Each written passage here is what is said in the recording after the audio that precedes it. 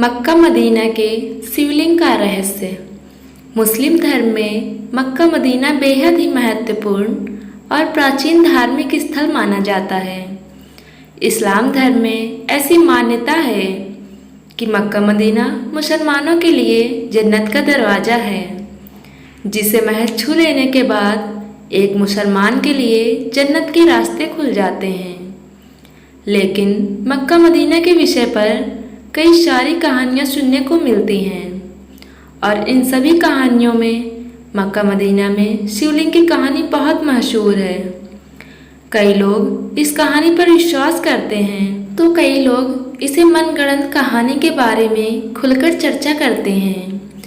कई पौराणिक लोक कहानियों में यह सुनने को मिलता है कि मक्का मदीना में भगवान शिव को बंदी बनाकर रखा गया है। यदि कोई हिंदू मक्का जाकर वहां उस शिवलिंग पर जल डाल देता है तो शिव जी मुक्त हो जाएंगे। यही कारण है कि मक्का मदीना में मुसलमानों के अलावा किसी भी धर्म के लोगों का जाना वर्जित है। यह बात सच है या फिर लोगों की कल्पना, यह कह पाना थोड़ा मुश्किल है। मक्का मदीना में शिवलिंग है या नहीं, यह जानने के लिए हमें मक्का मदीना की कहानी को पहले विस्तार से समझना होगा, जिसके बाद ही हम यह बात स्पष्ट रूप से जान पाएंगे कि मक्का मदीना में कोई शिवलिंग है या नहीं। मुसलमानों का सबसे पवित्र धार्मिक स्थान मक्का मदीना अरब में स्थित है।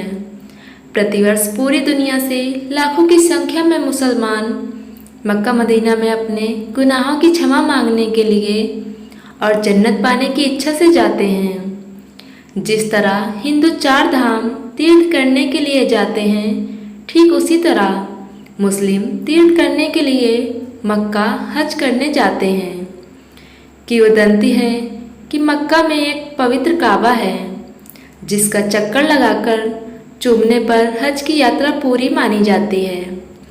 मक्का पहुंचने के लिए हज यात्रियों को पहले मक्का की राजधानी जेद्दा या यूँ कहें कि वो बंदरगाह जहाँ से लोग मक्का में प्रवेश करते हैं, उसे पार करना होता है। जेद्दा अंतर्राष्ट्रीय हवाई अड्डे का भी मुख्य स्थान माना जाता है। जेद्दा से मक्का जाने तक के पूरे मार्ग में हर तरह की नियमावली और निर्देशों का उल्लेख रहता है। जेद्दा में यह निर्देश पहले दिया जाता था कि काफिरों का मक्का में आना मना है। बता दें, यहाँ काफिर शब्द का प्रयोग नास्तिक लोगों को दर्शाने के लिए किया जाता था। हालांकि बाद में काफिर शब्द की जगह नॉन मुस्लिम और गैर मुसलमानों का शब्द का उपयोग किया जाने लगा। जेद्दा से मक्का जाने तक के रास्ते में जितने भी निर्देश दिए जाते हैं वह अधिकतर अरबी भाषा में ही होते हैं। हिंदू तो हिंदू, इस क्षेत्र में ईसाई, यहूदी, पारसी, बौद्ध और जैन भी प्रवेश नहीं कर सकते। मुसलमानों के सबसे बड़े तीर्थ स्थल पर मक्का मदीना में शिवलिंग होने की अफवाह सिर्फ आज से नहीं बल्कि कई साल पहले से सुनने में आ रही है। मक्का मदीना में शिवलिंग के होने की बात कई इतिहासकारों ने अपनी पुस्तकों में लिखी हैं। मक्का मदीना में पहले मक्केश्वर यानी महाशिव का मंदिर था। यह उस समय की बात है जब मुसलमान वहाँ इबादत नहीं करते थे। यह वह समय था जब मक्का मदीना बना ही नहीं था। मक्का के बनने से पहले से ही वहाँ पर मक्केश्वर की आराधना होती आ रही है।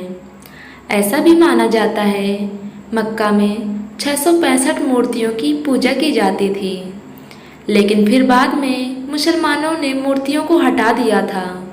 लेकिन मूर्तियों को हटाने के बाद भी उनके दाग वहीं पर रह गए। इतिहासकार तो हमेशा ही कहते हैं कि मुसलमानों के आगमन से पहले ही मक्का में इबादत की जाती थी। मक्का मदीना के पाक साफ स्थल होने का एक कारण यह भी है कि वह स्थल कुरान, जो कि मुसलमानों का पवित्र ग्रंथ है, उसका उद्गम स्थल माना जाता है। मक्का में काबा है, इसीलिए तो दुनिया भर के सभी मुसलमान नमाज पढ़ते समय अपना मुंह काबा की दिशा में ही रखते हैं। ताकि नमाज के समय उनकी बात सीधा अल्लाह तक पहुंच जाए। कई जगह यह स्पष्ट है कि मक्का की सबसे बड़ी तीर्थ पहले मक्केश्वर महादेव का मंदिर था। कई प्राचीन कहानियों में इस बात का भी जिक्र मिलता है कि मक्का में बहुत बड़ा काले रंग का शिवलिंग था जिसकी लोग पूजा करते थे। ऐसा भी माना जाता है वह शिवलिंग आज भी खंडित अवस्था में मक्का में मौजूद है। शिवलिंग को एक क्यूब आकार बॉक्स में बनाकर घेर दिया गया है ताकि हिंदुओं को कभी भी इस बात की भनक न पड़े और लोग इसी कमरानुमा घर की इबादत करते हैं।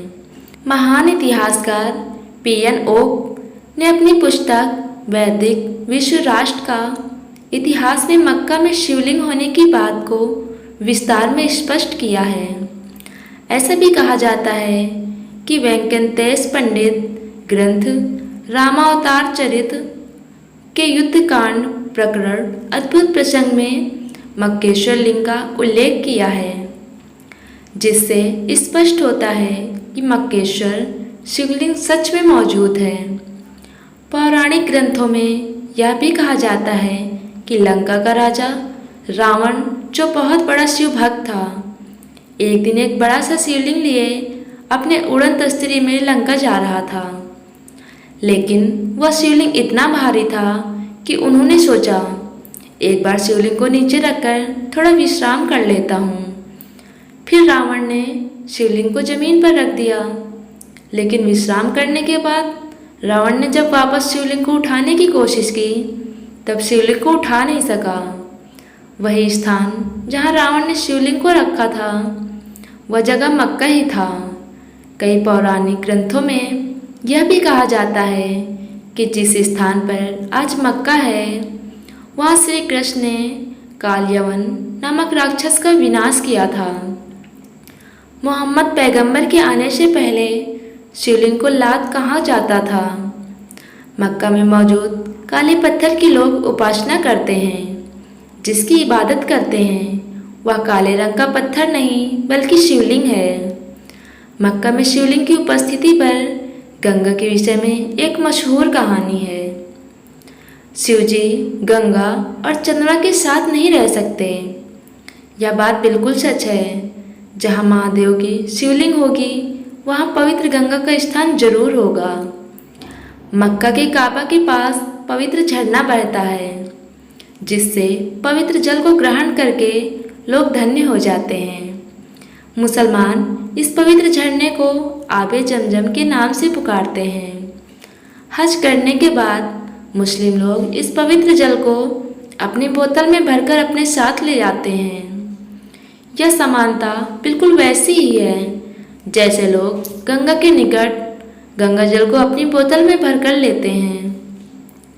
मक्का में हज के दौरान कई सारी रीतियाँ वैसे ही निभाई जाती हैं जैसे हिंदुओं में पूजा के समय निभाई जाती हैं। लेकिन जैसा कि हमने आपको पहले भी बता दिया था, मक्का मदीना में शिवलिंग है या नहीं, इस बात का स्पष्ट प्रमाण नहीं मिला। इसलिए आज भी यह कहानी सिर्फ एक अवधारणा और लोक कथा ही है। आपको वीडियो पसंद आया हो तो वीडियो को लाइक करें और चैनल को सब्सक्राइब करें। धन्यवाद।